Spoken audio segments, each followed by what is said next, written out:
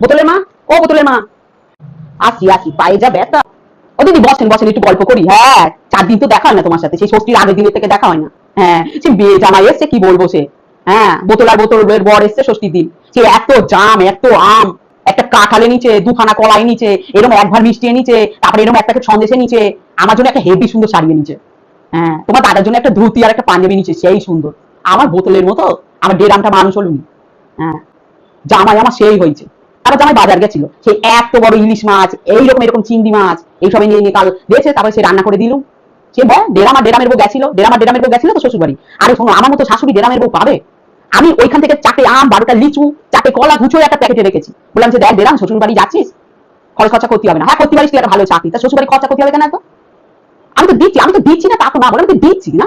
12টা লিচু, 4টে আম, 4টে কলা দিচ্ছি, আবার সেই আমি ওই ধারে থেকে এরকম একটা আমার ঘরে কৌটোর মধ্যে আমি আবার ওরকম 4টে মিষ্টি তুলে দিচ্ছি।